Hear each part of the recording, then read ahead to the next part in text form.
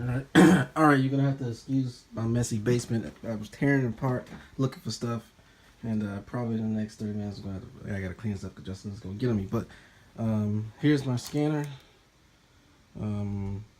I take these other non-related pieces to it because I wanted to sit it down and have it stand and look at something.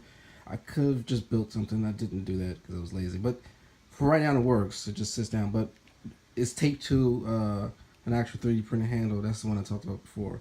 So this is the actual Microsoft Kinect camera. As you see there, it has an array of sensors. It actually has pretty good microphones and speakers too, but I don't need it for what I'm doing. And I was scanning stuff on on this turntable. I got there's different ways to do it. I'm not doing it wrong. I'm learning, but I'm learning, and that's a good thing. So I scanned that, and maybe I'll show you that a little later. But that didn't come out as well, and it's probably because all this reflecting here. You're supposed to none of the 3D scans work well with shiny objects, especially stuff like metallic. So you're supposed to spray it with a coat that effectively makes it all matte, or you could just paint it matte. But and your lighting has to be right. I mean, when I scanned it in last night, the lighting was horrible. But anyway, I worked with that. So this is my old intake part for the RX-7. It's made of I believe this is fiberglass. These are getting very rare to get, and because obviously they don't make them anymore, and they're all broken. Just about everyone you find online or somebody's car, they parting it out. They're broken, right? They're broken. They're cracks, or they're straight up just broken like this one is. And of course, you can go all out try to repair them. The one that's in my car right now is broken, and I did repair it, but you can see where it was broken. So, but I just grabbed this out of the garage because I was looking for stuff to scan, and this isn't what I was looking for. But hey, I figured I'd try to scan it. Once again, the shininess of it is not the way you want to do this, but hey. So, this is what I got so far.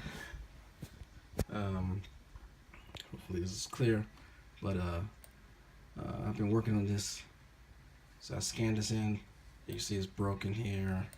I did some smoothing because it was looking a little rough, and I had to cut a bunch of stuff out. The bottom is like this because I didn't flip it over and scan the bottom of it, so I just filled it in.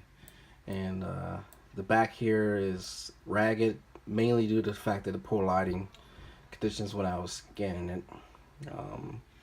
It doesn't do well when it can't see parts, so it tries to, the computer's trying to guess what stuff is, and you can see there it makes this all blobby. But it's blobby because poor lighting. If you have even lighting, actually now I'm convinced that this thing can actually make some pretty decent scans, provided you do a lot of post work in afterwards. So this is it, and it is to scale. So if I had a big enough printer, I could just straight print this out as is right now. But that's not that's not why you do this. You don't do this necessarily just so you can scan a not so great copy of something and then print it out. You do this so that you could then make modifications to it, and make derivative products from it, and then manufacture that. That's where the payback comes from this one. You see this is missing over here. It's missing because when I was scanning it, I didn't get that part, and it ran out of time. But that's why that's missing. And it's blobby here. Like I said, I should have coded it. If I wanted to do this the right way, lighting would have been better, and even no shadows. And I would have made sure that the part was coded so it wasn't reflecting. And I would have taken several scans and then combined them to make the better part. So all in all, this is maybe about 20-30 minutes of work on a program that I've never used before, but that's it.